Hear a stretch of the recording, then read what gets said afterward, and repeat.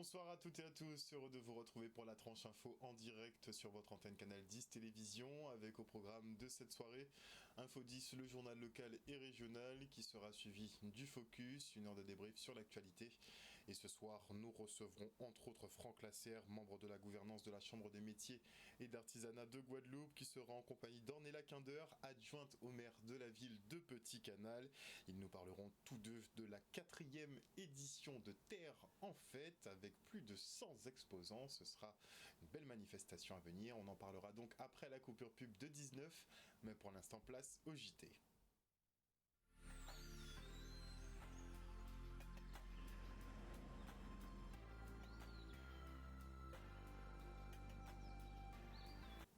Nous sommes le mardi 28 novembre 2023 et le verdict est tombé dans l'affaire du Cabana Beach à Port-Louis et c'est une victoire pour Jean-Marie Hubert qui obtient la mise à mort de ce bar de plage. Ce dernier estime avoir accompli son devoir patriote en défendant le littoral. Le gérant du Cabana, Nicolas Semar, lui est condamné pour infraction aux dispositions du plan local d'urbanisme, travaux non autorisés et aménagement de terrain non conformes au plan de risque naturel. Il écope de 20 000 euros d'amende et la société gérante Nice Jet L de 80 000 euros. Le tribunal exige par ailleurs la destruction immédiate de l'enseigne sous astreinte de 500 euros par jour. Et on enchaîne avec la plénière du Conseil départemental autour des grandes orientations budgétaires pour 2024, des finances qui serviront principalement à l'insertion mais aussi à la préparation du remplacement de 2000 artisans en départ à la retraite. Il était aussi question de l'aménagement des ports et des travaux routiers entre autres. On fait le point avec le président Guy Losba. C'est une satisfaction pour moi pour la tenue de cette plénière. Il s'agissait d'échanger, de débattre sur les grandes orientations budgétaires. Cette année, de manière inédite, ce sont les présidents de chaque commission, les 16 commissions qui ont présenté les grandes orientations. Et après donc, le débat, ma satisfaction, c'est que les différents rapports associés ont été votés à l'unanimité. Donc des mesures dans le cadre de la solidarité, du développement, notamment pour l'insertion. Nous avons annoncé qu'avec la Chambre des métiers, puisqu'il y a pratiquement 2000 personnes qui partiront à la retraite d'ici les 3 ans, que nous puissions signer une convention et que des jeunes aujourd'hui ou moins jeunes qui sont en situation d'RSA puissent pouvoir reprendre ces activités et le département mettra en place un financement adéquat pour cela. Le budget de 2024 sera sensible à celui donc, de 2023. Avec peut-être une augmentation en termes d'investissement, puisque nous allons pouvoir voter un plan pluriannuel d'investissement. Nous intervenons dans le cadre des contrats pays auprès donc, des communes. Nous allons pouvoir aménager les ports. Ce sont donc effectivement des projets qui nécessitent un financement lourd. Il y a la création de la maison de la culture à Marie-Galante, la maison de l'handicap, les travaux au niveau du jardin d'essai, les routes départementales, c'est tout un ensemble d'actions qui va pouvoir permettre un aménagement plus performant, mais aussi assurer un plan pluriannuel d'investissement. Tout à fait un rééquilibrage du territoire, puisque les mesures qui ont été annoncées par les différents présidents de commission, nous l'avons vu aussi bien sur le Nord Grande Terre qu'au niveau donc, du Sud Basse-Terre, au niveau donc, du centre, sur toutes les communes, que ce soit nos interventions pour l'eau potable, pour l'assainissement, que ce soit nos interventions sur les routes départementales ou encore l'aménagement des sites et les activités culturelles. Sur l'aménagement des routes et des différents ouvrages d'art, il va y avoir des interventions. Il y a une discussion concernant le guet de Saint-Louis qui sera examinée dans le cadre de la commission des travaux, de manière à ce que, quelle que soit l'action que nous puissions mettre en place, cela puisse correspondre parfaitement aux besoins de la population. Département qui s'engage avec la Chambre des métiers d'artisanat pour l'insertion des futurs artisans guadeloupéens. Une chambre d'artisanat qui se porte mieux financièrement avec un budget qui affiche cette année encore un excédent de près de 100 000 euros. Ce dernier permettra à la Chambre consulaire de reprendre ses investissements. Regardez. Nous sommes en assemblée générale et l'ordre du jour principal, c'est le budget primitif 2024. Donc on travaille dessus. Nous avons dégagé un excédent cette année de 95 000 euros qui nous permettra d'aller vers des investissements parce que vous savez, quand vous avez un budget qui n'est pas équilibré ou bien un budget, je dirais, déficitaire, vous n'allez pas pouvoir investir. Donc ça nous permettra d'aller voir les partenaires et puis trouver des solutions pour pouvoir en tout cas investir et que la Chambre puisse se porter de mieux en mieux et refaire nos plans techniques, refaire un peu d'infrastructure.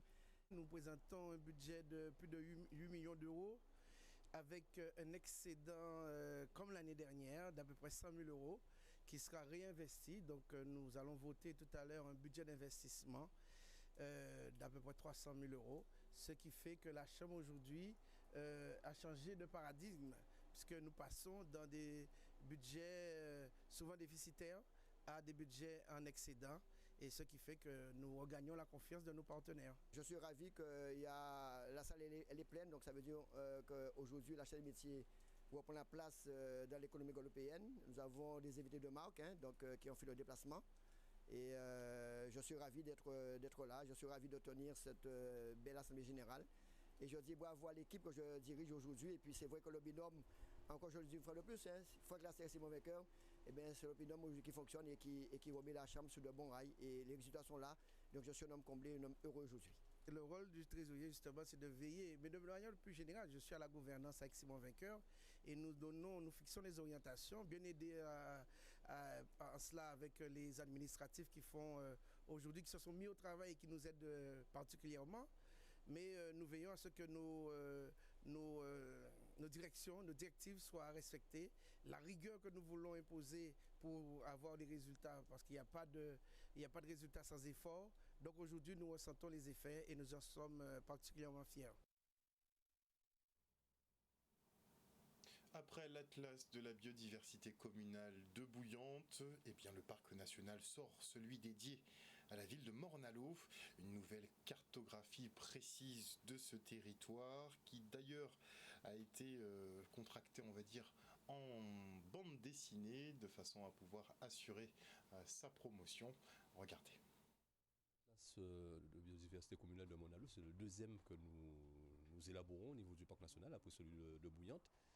C'est un outil extrêmement important parce que ça nous permet de faire une cartographie, un inventaire de toute la biodiversité, faune, flore qu'il y a sur Morne-à-l'Eau.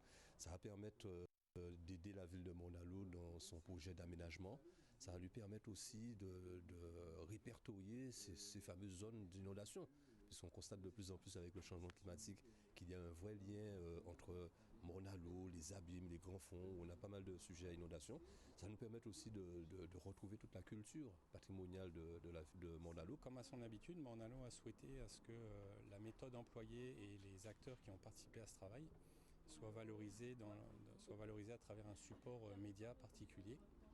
Et on a fait le choix conjoint de le faire sous forme de bande dessinée. Le but de cette bande dessinée, c'est de retracer un peu le processus de la création de l'Atlas de biodiversité communale de Morne-à-l'Eau. Et donc avec les acteurs principaux, on va dire, de cet atlas, toutes les parties prenantes et un peu voilà, tout le processus un peu compliqué, long et fastidieux qui mène aujourd'hui à l'atlas. L'Atlas de biodiversité permet en tout cas de valoriser notre richesse, notre biodiversité. Et donc pour nous, il était essentiel qu'on puisse avancer là-dessus. L'objectif de l'Atlas, c'est vraiment d'étudier la biodiversité et de manipuler des données de biodiversité. Et de donner à la commune, à ses élus, à ses techniciens, qui étaient déjà bien en avance sur le sujet, les moyens d'inclure des questions de biodiversité, des questions de nature et d'environnement dans la décision publique, de faire ou de ne pas faire un aménagement ou une extension urbaine.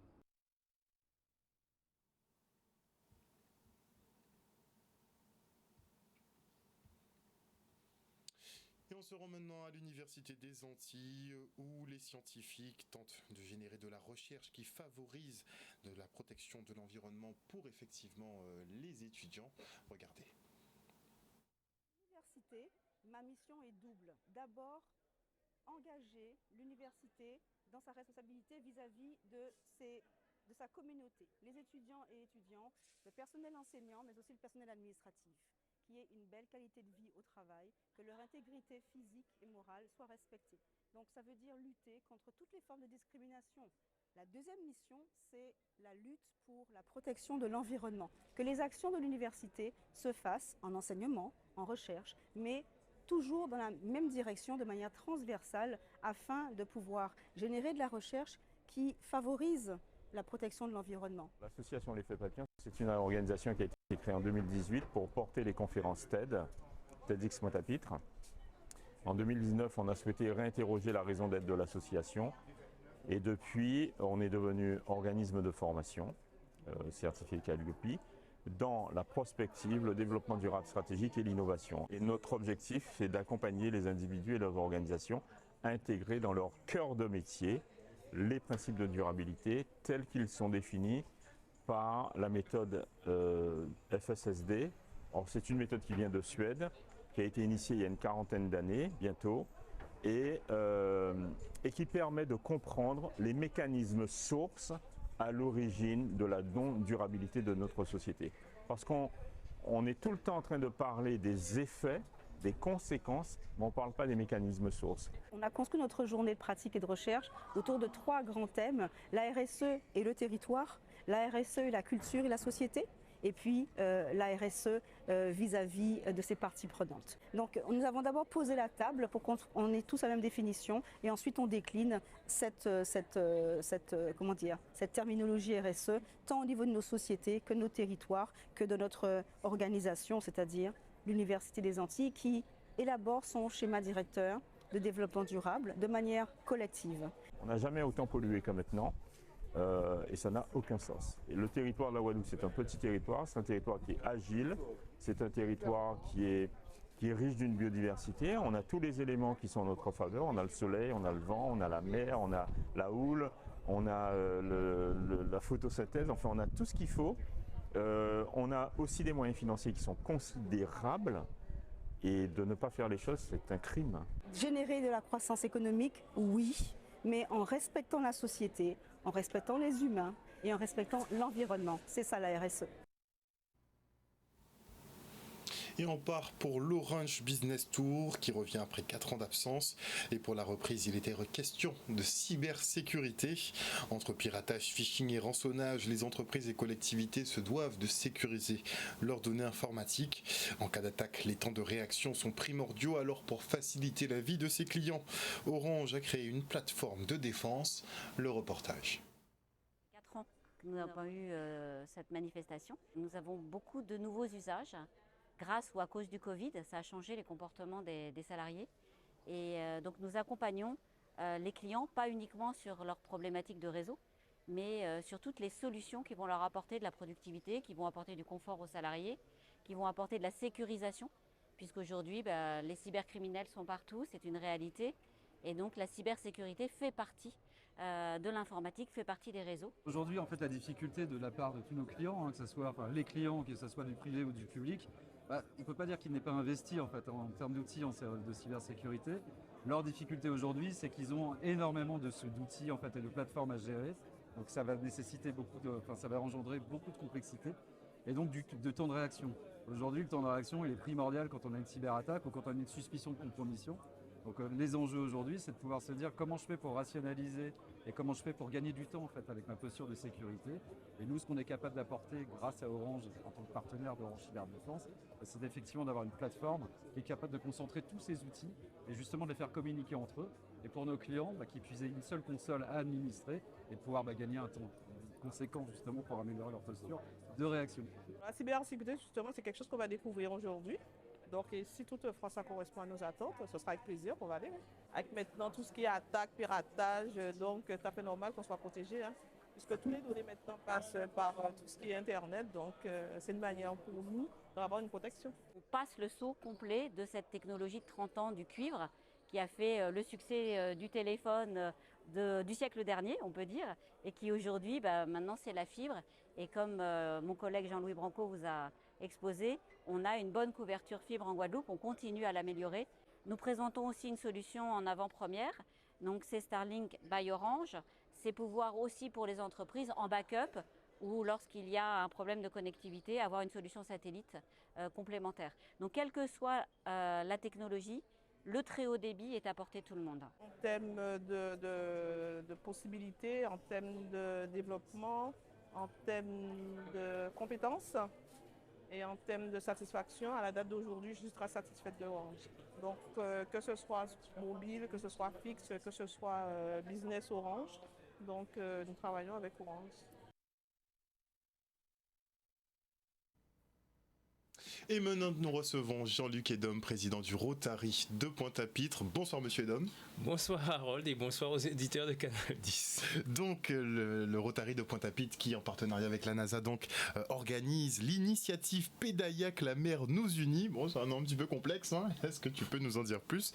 Quelle est cette initiative, au juste? Oui, donc en fait, ce samedi 2 décembre, donc à 10h, le Rotary Club, en fait, nous allons offrir à la NASA et à la base nautique 2 Pédaillac, un manuel, force motrice musculaire, et un autre électrique, et qui doit permettre à des personnes en mobilité réduite ou souffrant de ce qu'on appelle un handicap, et nous on appelle ça des gens exceptionnels, de pouvoir bénéficier d'une activité de loisir ludique autour de la mer. Et l'idée, effectivement, pourquoi la mer nous unit, c'est parce qu'en fait dans l'eau, tout le monde est plus ou moins un peu plus à l'aise et sans aucun problème. Et c'est une innovation technologique qui permet aujourd'hui, c'est des sortes de catamarans en canoë-kayak, et qui permet à quelqu'un d'être en toute sécurité, pouvoir naviguer et vivre normalement les plaisirs de l'eau. Quand même un bel investissement réalisé pour la NASA. Oui, mais nous, au niveau du Rotary, nous avons une association aussi qu'on appelle la Mer pour tous, qui avait été créée à l'époque par Grande Terre Pointe des Châteaux, le Rotary Club de Grande Terre Pointe des Châteaux, et l'inclusion et le bien vivre en société fait partie de nos valeurs, puisque nous fonctionnons sur le servir d'abord, et une société qui vit bien est une société où tous ses membres se trouvent à leur aise, et donc on a l'habitude d'accompagner les personnes à mobilité réduite dans les différentes phases de la vie. Donc ça peut être sur le travail, mais ça peut être également sur les loisirs, sur les activités physiques, sachant qu'en plus c'est une de nos causes au niveau de Rotary, et en plus on est content puisqu'on a fait la route du cœur le mois dernier à destination justement d'un autre public sur le vélo et à pied. Et comme j'avais déjà dit à l'époque, à pied, à vélo, et là maintenant c'est sur l'eau pour ceux qui ont peut-être moins d'accès à l'activité physique, puisqu'en fait aujourd'hui on a conscience que le corps humain est fait pour bouger, il doit être en activité, donc quelle que soit votre situation physique, vous devez bouger. Et on avait eu le professeur Carré justement qui nous avait expliqué ça lors d'un colloque l'année dernière, et d'ailleurs ça a eu un rebondissement au niveau national, puisque l'activité physique et sportive sera grande cause nationale 2024. Donc ça veut dire que le Rotary, on est un petit peu en avance sur la cause de l'année prochaine, mais on y sera encore au rendez-vous. Activité physique, c'est pour les personnes valides, mais vous pensez donc également aux personnes à mobilité réduite, ce qui est très bien. Donc ce samedi, elles pourront déjà venir à la NASA pour s'essayer. Oui, pour essayer, puisqu'en plus, et c'est là que la NASA joue le jeu, et bien entendu ça veut dire la région et la commune de Sainte-Anne, c'est que c'est une mise à disposition et l'activité sera gratuite, et donc puisque on met à disposition et la NASA va accompagner pour la sécurité, etc. Donc c'est un vrai partenariat. Nous remercions d'ailleurs les gestionnaires de la base et la commune de Sainte-Anne pour nous accompagner dans ce beau projet. Est-ce qu'on peut dire que c'est un début ? Oui, c'est un début. Je sais que vous aimez bien passer partout. Oui, exactement. Bon, je vois qu'il est bien informé. Harold, il n'y a pas moyen de lui cacher des choses. Donc oui, alors il faut savoir que donc, dans le cadre de la Mer pour tous, donc l'association qui regroupe vraiment tous les clubs Rotary sur ces activités, il y a déjà la base aussi également à Pointe-à-Pitre. Nous avions à l'époque fait une opération, ce qu'on appelle les fauteuils flottants, qui permet justement aux gens personnels, les gens exceptionnels, donc à mobilité réduite, de pouvoir se baigner, accéder à la mer, etc. Et que nous allons renouveler, puisque il y a d'autres communes qui sont éventuellement intéressées. Donc a priori nous devons aller à Saint-François, et ensuite nous devrons peut-être, j'ai profité de la salle d'attente pour intéresser Petit Canal éventuellement à ce beau projet. Et il faut que toutes les municipalités s'intéressent à ces projets. C'est ça. On a du littoral partout, on a des bords de plage partout, donc les activités sont possibles. Exactement, et ça pourra permettre de continuer à faire de la Guadeloupe une destination touristique d'excellence, puisque ce qui voudra dire aussi, c'est qu'on a la possibilité justement d'accueillir tous les types de publics. Et sachant déjà qu'on a un superbe hôpital et que justement pendant très longtemps ça a fait la force de la Guadeloupe au niveau touristique d'avoir des capacités hospitalières de bonne qualité, de bonne facture. Donc le rendez-vous est donné ce samedi à 10h à la base nautique de Sainte-Anne. Nous vous attendons nombreux et vous pourrez venir voir un peu, tester le Pédayac. Exactement. Merci beaucoup en tout cas Jean-Luc Edom, je le rappelle, président du Rotary Club de Pointe-à-Pitre, d'être venu nous présenter donc l'initiative Pédayac, la mer nous unit, qui aura donc lieu ce samedi à partir de 10h à la NASA à Sainte-Anne. Merci encore. Merci Harold, merci aux auditeurs. Et on se rend maintenant à Petit-Bourg pour le lancement de la semaine de la parentalité. Cette semaine de la parentalité s'inscrit dans le cadre des semaines de la parentalité qui a été orchestrée en fait par la Caisse d'allocation familiale dont on est partenaire puisque nous avons signé en juillet 2021 un contrat global de territoire qui nous permettra de mettre des actions en place pour les parents, pour les jeunes. Donc il nous était important en fait de pouvoir participer à cette semaine pour pouvoir montrer comment la ville de Petit-Bourg souhaite accompagner les parents. Nous aurons des actions telles que des groupes de parole et d'échanges avec des professionnels de santé et des parents autour du connaître Valéa. C'est autour de l'estime de soi. Nous aurons des ateliers mère-fille sur l'estime de soi. On a une coach familiale, Huguette Augustin, qui est très pointue sur la question. Et donc, elle sera là avec des parents donc, pour animer donc, ce temps d'échange. Il faut savoir que la parentalité, l'accompagnement à la parentalité, c'est soutenir le parent dans ses compétences parentales. Donc, nous le faisons déjà avec plusieurs activités. Je prendrai l'exemple tout simple des accueils de loisirs. Lorsqu'on permet à des enfants de sortir dans le cadre familial, de pouvoir avoir des activités, c'est pouvoir soutenir le parent. C'est dans ce cadre-là qu'il est important pour nous, en fait, de pouvoir mener des actions, que ce soit de l'animation, du conseil, du loisir, puisqu'on aura des ateliers parents-enfants. Donc c'est important que le parent puisse se retrouver avec son enfant. Et on part maintenant pour le 3e Tiziédou de la collectivité départementale. Chaque mois, un Guadeloupéen est mis à l'honneur et cette fois-ci c'est au tour d'Anzala. Regardez. 3e édition Tiziédou, c'est un concept que nous mettons en place l'année là ça pour honorer tout le monde à la Kilti, tout artiste, quel que soit le domaine d'intervention, mais qui portait pour le pays là. Nous avons eu l'occasion de faire avec Pépin. Nous faisons avec les Nablou et soit là, c'est Anzala.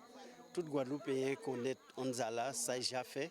Il y a 50 ans qu'il a fait musique, mais Anzala sont beaucoup au-delà des gros cas qui montrent des paroles, mais qui interviennent dans tout type de musique. On a dansé zouk aussi sur Anzala, on a dansé slow et bolero sur Anzala.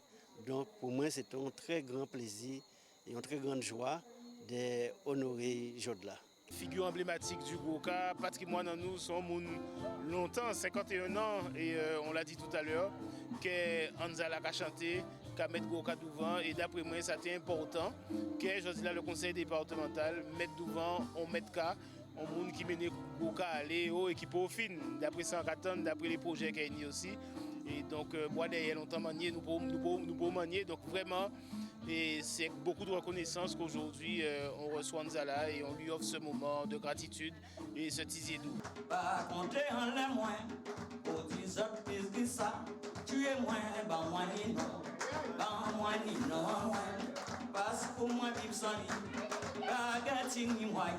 Je remercie le département de découvrir mon soir là, puis honorer pour ça j'ai fait la musique parce qu'en ça j'ai fait un travail en musique.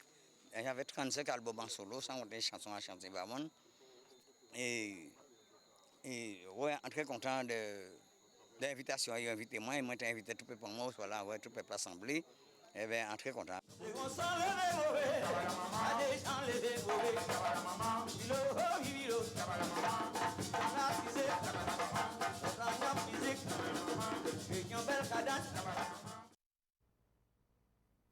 Un reportage de Vianney Waldvert. Et voilà, chers téléspectateurs, nous sommes arrivés au terme de cette édition. Une petite information pratique avant de se quitter. Notez que dans la perspective d'une génération sans tabac à l'horizon 2030, eh bien, le ministre de la Santé annonce l'interdiction de fumer sur les plages, dans les parcs, les forêts et les lieux publics. Je répète, le ministre de la Santé a annoncé l'interdiction de fumer sur les plages, dans les parcs, les forêts et les lieux publics. En attendant effectivement que son plan soit mis en pratique, en tout cas, le paquet de tabac a augmenté et passe dans les 12 €. Voilà, chers téléspectateurs, je vous souhaite de passer une bonne soirée à l'écoute de nos programmes. N'oubliez pas que sur Canal 10, vous faites l'information que nous diffusons. Une bonne soirée à l'écoute de nos programmes. On revient demain. Bisous tout le monde.